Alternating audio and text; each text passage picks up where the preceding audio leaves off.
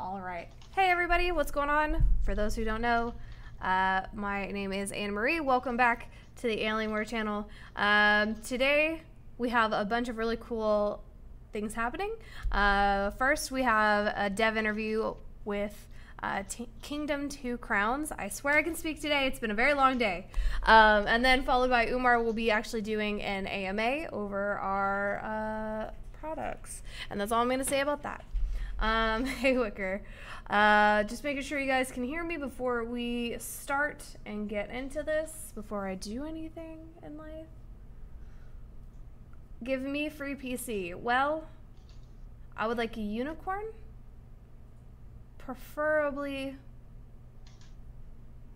a white unicorn. Yeah, that would work for me. Yeah. All right, Wicker, can you hear me before we dive into this? I want to make sure. Hey, Nano.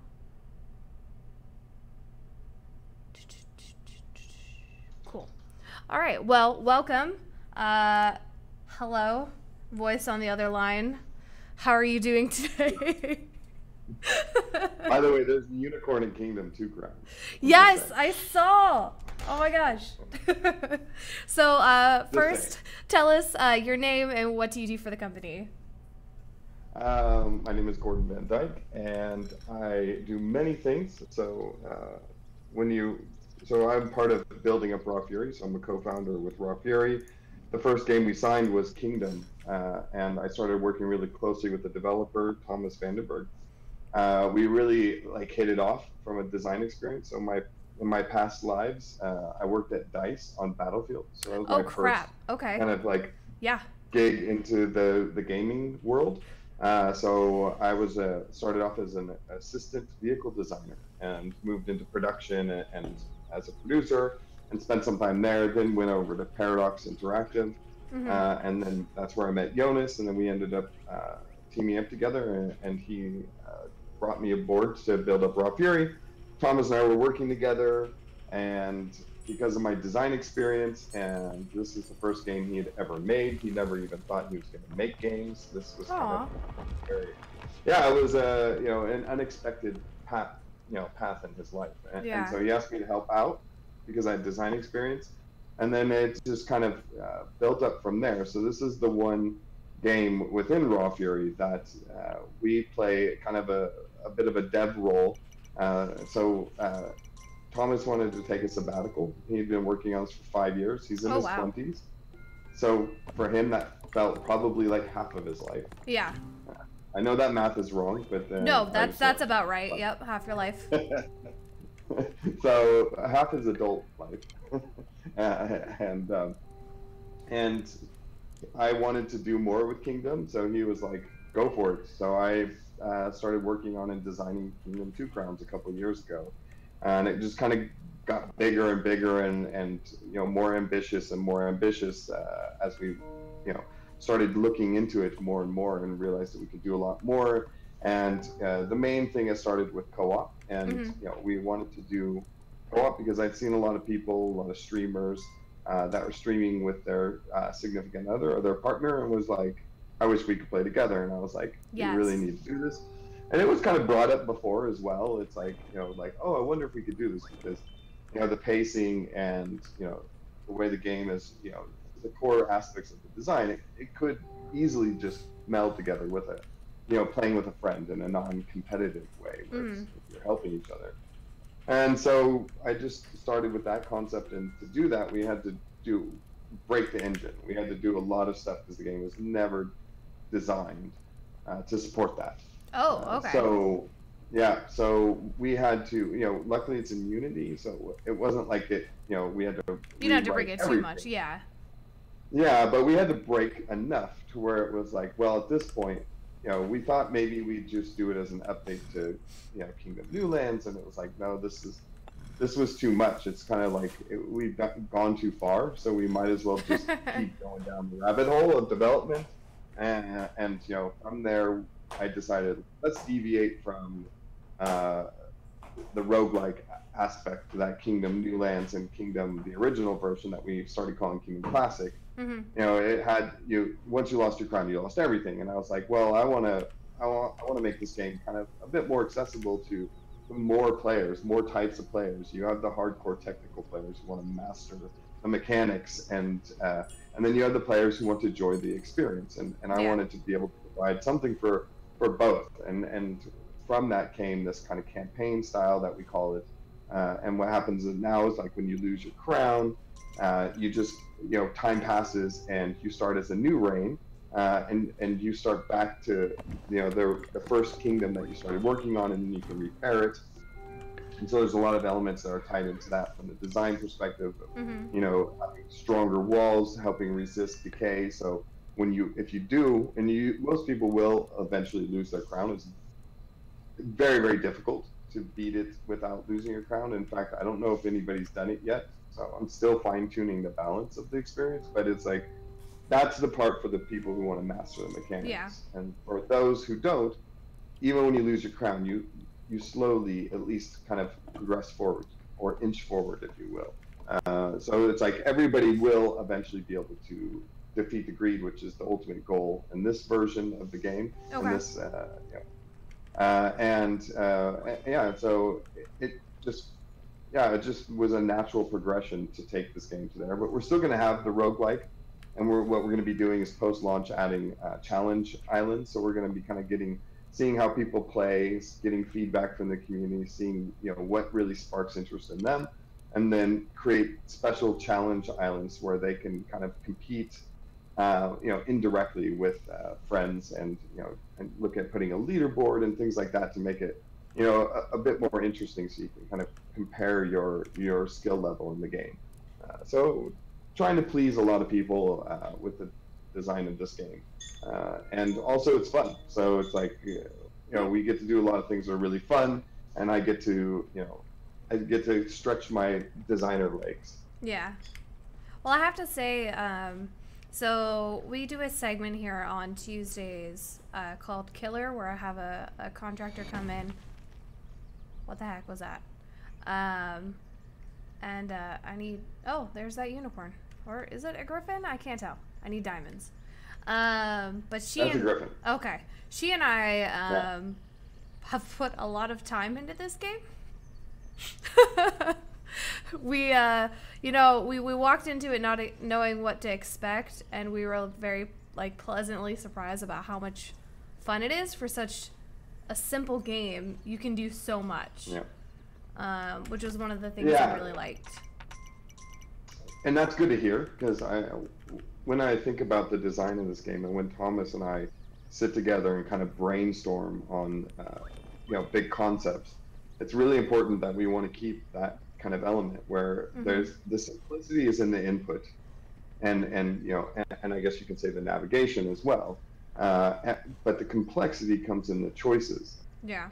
And I realize that this really plays into both Thomas and I's personalities, whereas we're very much people who are kind of thinking way far in advance. I'm not that way. I was talking to a friend, and I was talking about 5 years down the road, and my friend started freaking out because they started seeing it as this is all happening now. And I'm like, no, I'm talking no, you need to be prepared for this in 3 years, and they're and then this in 5 years, and they're and I realized that I'm weird, not everybody thinks like that. Yeah. But I would say that those are some elements that kind of are in Kingdom. Luckily, you don't have to think 5 years in advance, but you in the game, when you really start to kind of find your groove with Kingdom, it's when you start thinking about things ahead of time. Yeah. You find a wall spot that's out in a clearing in the forest, and you want to protect the merchant hut. You want to protect the beggar camp, and you're like, okay, I'm going to time this. I'm going to go back to the camp. I'm going to wait for the greed to be defeated, and then I'm going to run out there as quickly as possible. I'm going to start that build so that my builders have enough time to run there. Yeah. And so those sequences start to unfold and play out because you've thought about these things way in advance. And I heavily go back to very games that have existed for a long time for reference and inspiration, and chess is one of them for this game. Oh, interesting. Okay. Yeah, so it's in chess, you're always trying to the more moves ahead you can think, and the Mm-hmm. more things you can do to, kind of manipulate your opponent to do those things, the better you do, right? So Yeah. in this, you're trying to manipulate the greed. You're trying to get them to react in certain ways so that you can ultimately defeat them. So the greed, I assume. So I haven't played the first one, but those are the things that come and attack the camp at night, correct? Yes. Okay. Yeah. Sorry, I'm Yeah. still a little new to all of this. Yeah. No worries. I mean, we've intentionally kept the lore very ambiguous. Mm-hmm. We didn't want to fill it in. Partly, I think, because we didn't think we're really good storytellers or lore creators, so we kind of left that open-ended to the community, who Yeah. came up with much more clever things. So there's kind of this funny story. It's like there a while back, like a few years ago, someone wrote this on our Steam community, wrote this kind of like a little short story about the game, Aw. kind of like his conspiracy of why he thinks that you're actually playing as the horse and not the ruler. So, Okay. and it was really funny, because then writing down some answers for some questions that are going to be in the kind of the manual pamphlet, and we did a limited run series for some physical editions for PC, Yeah. PlayStation 4, Oh, and, that's and gorgeous. for and for Switch. Yeah, and so one of the things that Thomas talked about that I When did had those come out, forgotten by the was way? Just, as a Switch owner going to Sweden. those are supposed to be coming out. They were supposed to be out the end of last month, so I think there were some delays on the PS4 manufacturing of the disc or Got something, it. which slowed down everything. So I think it's supposed to be this end of this Oh, month. that's, you know what? That's Don't just quote me. perfect because that means I still have a chance. Hmm. Yeah, so it's like, so part of they asked about some inspirations for making this game, and the funny thing is the first thing that Thomas ever made that kind of spawned this entire game, and the game kind of evolved around this, was the horse. Really? So the conspiracy thickens. Yeah. It's only downhill from here. So what is Yeah. one of your favorite things that you were able to implement within this game? I think it was the decay system. It's really difficult. Mm-hmm. The presentation to the end user is very, it feels very simple, which in my opinion is that's when you've done the best design and you've done the best gameplay programming and engineering. Mm-hmm. So my hat's off very much to the programming teams. We have a small team helping us with it at a company called CodeSync in Newcastle in the UK. Oh, wow. Okay. So those guys super talented, and the fact that they could take a lot of these irrational ideas that I had and put them into something that was actually worked, and and you could do something with it. It's just it's just amazing. It's like every time I work with talented programs, it's just like it's crazy. Without them, there wouldn't be games. And there's a lot of people. Everybody plays a really good role, but it's like the significance of that is much larger than people might realize. Uh, So I guess. that's a. Sorry, go ahead. So I'm a little bit behind because Yeah. the actual stream. So you had gone to the end of the dock, and Yes. at there's a lighthouse. So Is that what that happens is you now? have to build. Yeah, so you have to build a boat Okay. in the game, and you have to sail to the next land. So a high-level version of the progression loop is Okay. you're going to start off on the first land. You're going to build a boat. And, you're going to defend things. First, you have to create your defenses. You have to build up your defenses, and then you have to build a boat. So you'll find a boat in the forest, and your guys will come in and repair it and build it, and then you'll sail to the next land. And in the next land, you'll have to kind of do the same thing, but on all the lands that you start, progressed further, and what'll happen is there'll be greed blocking certain aspects, so you'll kind of lose lose your ability to it will be more difficult to clear out those spaces. But you're able to build that thing, and then you can travel between your lands without crashing your ship. But if you don't have your lighthouse yet, then you crash your ship. Got it. So it's like that whole progression loop where you build that, you go to the next land, and then when you lose your crown, you lose everything. You go back and you have to start as this new set of rulers or a new ruler, and you kind of repair what the previous ruler had kind of. Here's the boat. Not built up well enough. No, that's a hermit. So there's these little hermits that can upgrade structures. There's the boat. I'm ahead of you. Sorry. Oh yeah, that's right. Duh. Okay, sorry. Yeah. So it is. So that's the thing I'm the most proud of. That we created this incredibly complex system, not only of the decay, but it's also the navigation of multiple kingdoms and all these things tying together. So I would say that those elements are the thing I am the most proud of, and I think being able to kind of do a lot of upgrades to the visuals but still make it feel like the original game and not deviate so far that you're kind of doing it for you're trying to paint over it too much for marketing's sake, right? And so I'm really proud of where we kind of landed with this game. And we still have a few surprises up our sleeve that we haven't revealed yet, that we'll reveal closer. Okay.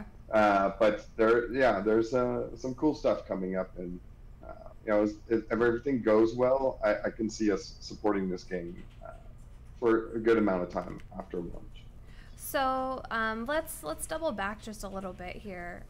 Explain for those who might not know what this game is about. What's ultimately what's the main gameplay aspect? What are we trying to do here? I know I'm doing it, but I've cheated and defeat the greed. Yeah. Yeah, there's greed. There's greed in this world, and you want to eradicate them.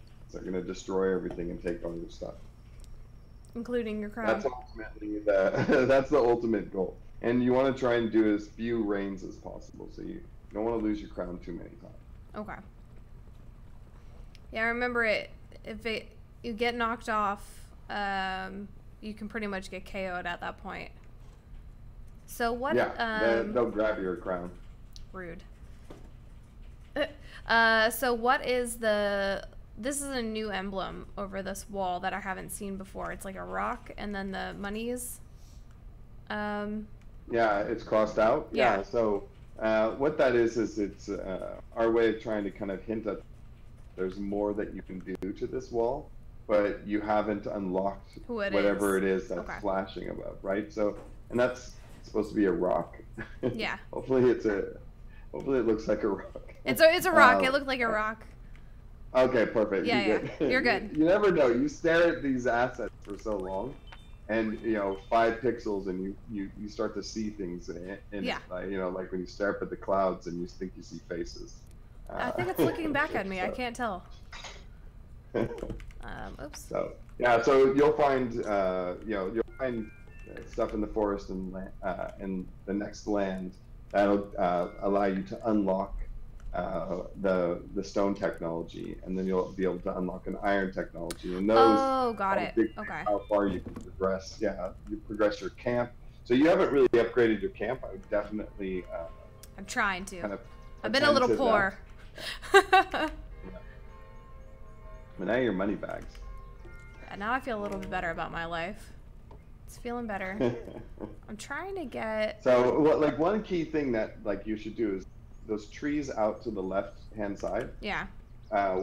Chop those down. For the money.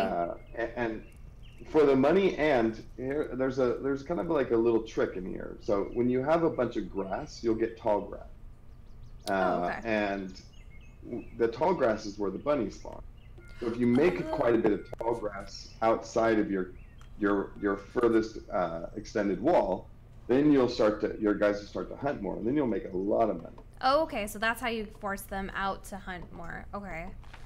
Exactly. I was always trying to So figure you're out how to get, building like, the leave the walls, nerds. Like, go do something. Yeah, so and then another thing that can happen, beggar. I think I lost you. You can lose your beggar camp, where you can get more citizens. Oh, Trees okay. So a they camp. repopulate there. I So didn't know that. yeah, so you'll start to get more. Now you built a wall. I know I'm a little bit behind, but see, you built that wall and you lose your tall grass. Okay, so we want that tall. Okay, You don't want to build walls. You want grass side of your wall. got it. Okay. Otherwise, yeah. So let's see if some grass grows, because you can also block grass from growing. So you can have a dead patch outside your wall, which will really hurt you. Okay. So but this is a perfect example of the nuance of the mechanics, and how just there's so many small things to kind of discover and kind of figure out and learn about the game, that and sometimes it can feel endless. There's teleporters and all kinds of crazy stuff. Wait, what? I haven't even gotten that far. Yeah. Okay. No, and, there's all kinds of stuff. So there's a lot of stuff.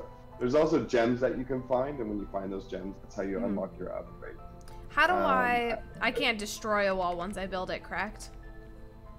No, you have to live with your choices. Got it. It's really, a lot of people get really, but I think, things like that, when you get frustrated by those things, I think we secretly, we like that frustration. You like the frustration, yeah. Yeah, it's like, if a game was too easy and just did, just like handed everything over to you, you'd get bored and you'd be like, I don't want to do this. I don't want to chop those trees down. Now you're gonna lose your beggars. Well, I thought I was trying to like build out to protect like the wall. I was gonna put a wall around the beggars. Yeah, but remember, if you chop down the trees, you lose the beggar camp. Oh, I didn't see. I didn't know that. It's too late. I live with my choices. So lots of, but that again speaks to the mechanics. How there's a lot of things hidden. Wait, no, there's and still also no greed. Well, they'll disappear. Oh, okay. The greed. Here's an interesting thing, though. The greed weren't attacking on that side. No. So basically, that side is safe on this location. Yeah, is fine. So you don't even have to worry about protecting them. So it's like, here's there. Again, it goes back into learning these mechanics and really starting to think about things ahead of time and mastering these aspects of the game. No, that's one of the things I've noticed. Like they'll attack with like the one main side.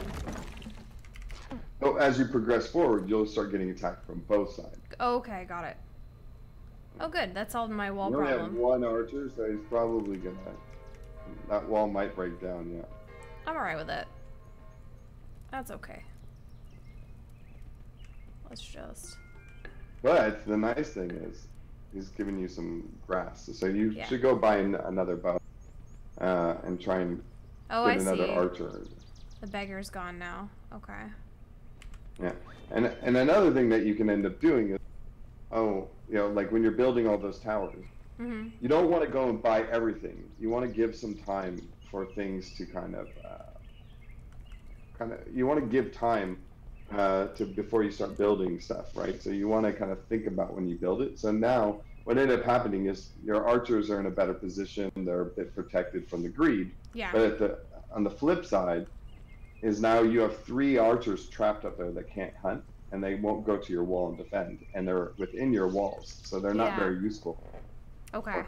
So it's another element of like thinking about these aspects and like, how do I want to create my strategy? So there's a lot of depth to this game. It's very deceptive with this very fantastical pixel art style, where we actually do use a lot of modern rendering techniques. So a lot of modern lighting, gradients, transparencies, parallaxing, a lot of things to kind of that kind of give it that look. When you see it, you're like, okay, it's pixel art. There's something a little bit more. Yeah. Yeah. I've definitely noticed that. I'm a huge fan of pixel art. I've always loved it. even way back when. So when you can find a game that has pixel art, but it's almost kind of special and done right, it's really interesting to me, how nice that can look. Same. So I actually, today is my birthday. Happy birthday! So oh my thank gosh. You. Okay, so I'm a jerk. 44. so like, you know, I grew up with the worst and the beginning of pixel art. Yeah. The first game I played was Pong, and it was literally, you know, a couple squares on the screen. Just a few. Yeah. so it was like, for me, there's a lot of nostalgia to this, but it's like, I also agree if someone just does, you know, a complete homage to pixel art, it can be very boring. Yeah. And I can see how a lot of gamers kind of get bored of it, and, you know, go, great, not another pixel art game. Yeah. But then there's always those games that use pixel art, and, you know, they really think about it. When you think about it from an artistic standpoint, and you can do some amazing stuff with pixel art, and you can create really immersive experiences. Yeah, you can really make it your own, if done right. Yeah. Right. Oh, thank you for the happy birthday to Dan, ECG, with a wrench. With a wrench. So Dan's one of our moderators. So recently we moved over from Twitch about the end of August. Yeah, end of August. We were on Twitch, but for us it just makes more sense to be over here on YouTube. And I cheated and brought over some of our mods from Twitch. But no, they're all good people. Like, streaming on YouTube? Say again? Do you enjoy streaming on YouTube, or is it kind of just, a platform is a platform? Like to me, yeah. For me, platform is a platform. It makes it a lot nicer for like VOD content, so that way, like, you know, when we're done here, I can send you a nicer link. Right. Which makes it a little bit easier sometimes, but no, I doesn't matter what platform we're on. Our community is pretty awesome, so we got very lucky. All right, I'm gonna steal this money. Yeah, no, I just keep thinking about, okay, so Selenity, who's the other girl that I would play with, she always had one job and I always had one job, so she would take like the left side of the map, I would take the right side, and we just like slowly start building. So it's funny now that I'm like trying to make these decisions without her, and I feel like I'm slowly betraying her. Yeah, I mean, but that's exactly when we kind of thought about co-op. That's exactly how we wanted it to kind of unfold. Here's a trick: if you stop, or I guess I'm looking in the past a bit, but if you stop at grass with the horse when they start to like puff their breath because they're getting tired and they're about to run out of stamina, then the horse will stop and eat the grass and then have a burst of stamina. Oh, okay. Yeah. Oh, I see. So many little nuanced things. That's so neat. Yeah. I didn't even notice. I feel really dumb now. There's like so many like little things that I'm just like, well, why is this happening? Why is that happening? I'm like, I have the dev here and he's explaining it to me. God bless. Exactly. Very nice. It's like it's very funny. So like we were talking about, you know, when you're playing this game, it's like in co-op, we wanted people to kind of split off and start kind of like, you know, just progressing better and faster than they would if they were playing by themselves. It's like, well, why else play co-op if you're not going to, you know, do better than you would if you were playing by yourself? But then the funny thing that happens is like also doing that, because there was discussions, of course, like, oh, should we make it harder? Or should we do something to kind of punish them for, you know, having this advantage? And ultimately it was like, no, we shouldn't do that, because what we notice is that when really, you know, when players are playing with each other, they can inadvertently mess things up. Oh, yeah. Yeah, I'll buy things. Strategy. She doesn't like. She buys things I don't like. So here's a weird. This is a weird build. I must not have put it on the right one, because you're not getting the merchant and you just got this coin bug. Yeah, I feel really bad. It's so just to preface the chat, I tend to break games. We all know this. This is my fault. But yeah, no, I noticed. I didn't know if the merchant was only the previous build or like you had taken them out for some reason. And you know, I just like to look at my money. I just leave it there. This is my fault because I knew that issues existed. So you do not get any blame in this. I'm just trying to help you. I'm just trying to help you find them. That's all. I thought we were supposed to have regressed everybody onto a previous build because right now we're submitting into console.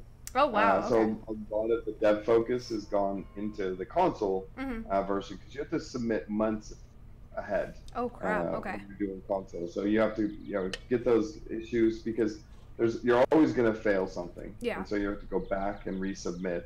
So you have to really play it safe. And so we haven't done a new PC build because we've been focused on Switch, Xbox, and PS4. Okay.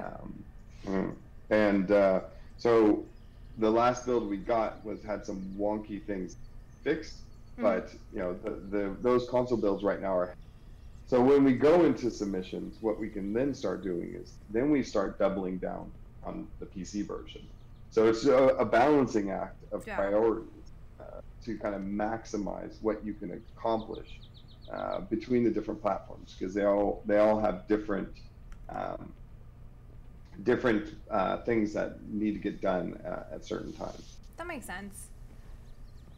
That's got to be crazy though, trying to balance and juggle that schedule for sure. Yeah, it's you call it almost an art form. It's a lot of experience. I've been doing this now for almost 14 years. Holy cow! Okay. Yeah, so it's it's from experience you start to learn things. It's just like. I would almost equate it to if you've lived somewhere for a long time and you drive there, and you know every street, every route. Yeah. And if there's traffic or construction or something, if something changes and deviates your normal path that usually is the best, another path or an alternative, or you can do things and you can get there pretty much on the same time without having any issues, and it's like, and that's like game development. I mean, which is probably why they call it a roadmap. So crazy concepts. Right? Yeah, exactly. It's like, so you have those things happen, and that it is very much like that, and it's fun, and it's like for someone like myself who has a hard time staying focused on one thing at a time. Game development is a perfect career choice for me, and thank goodness I was born, where I could do that. Yeah, I didn't realize. So we did it on purpose with the Griffin. So here's a funny story about the Griffin.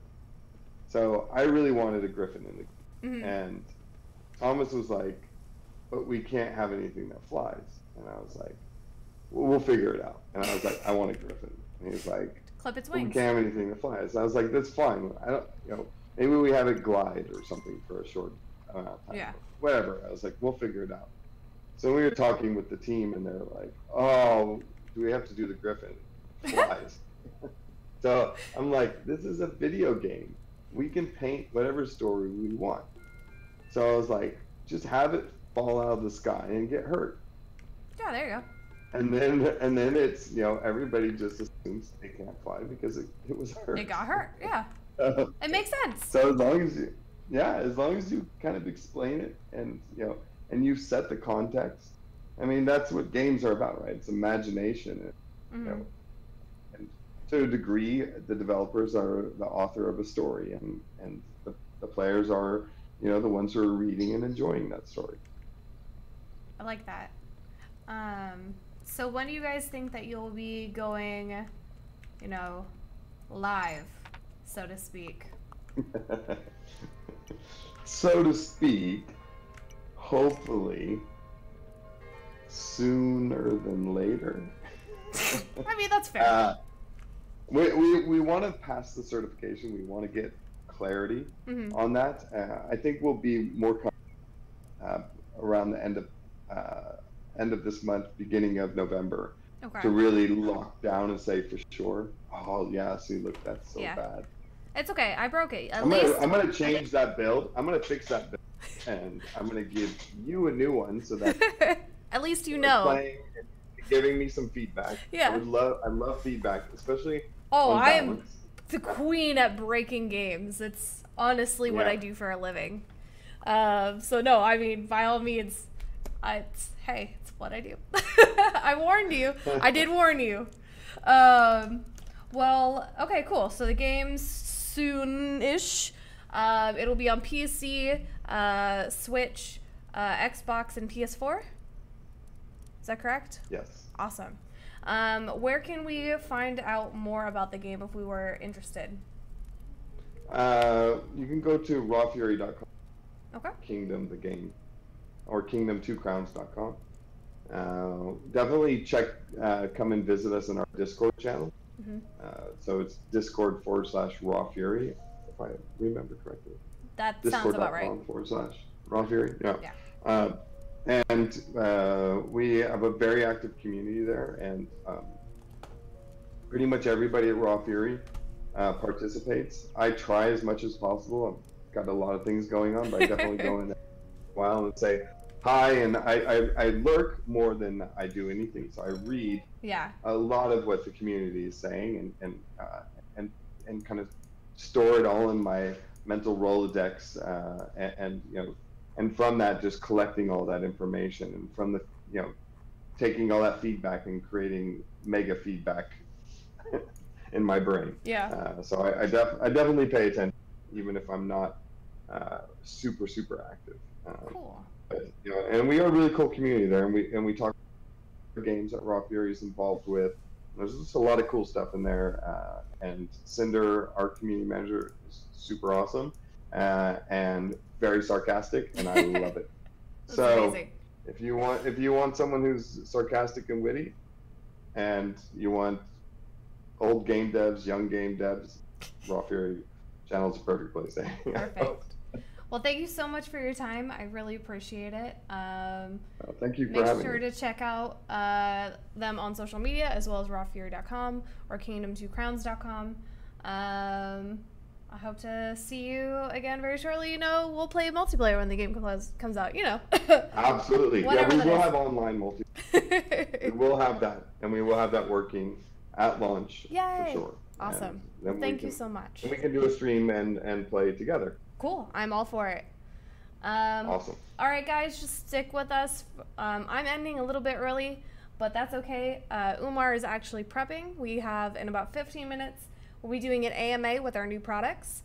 We'll have, I think I see 3 microphones. We'll have 2 guests in studio while Umar talks all about everything that's coming out, as well as answering your guys' questions. So thank you all so much for hanging out with me, and I'll see you guys all next time. Bye, guys.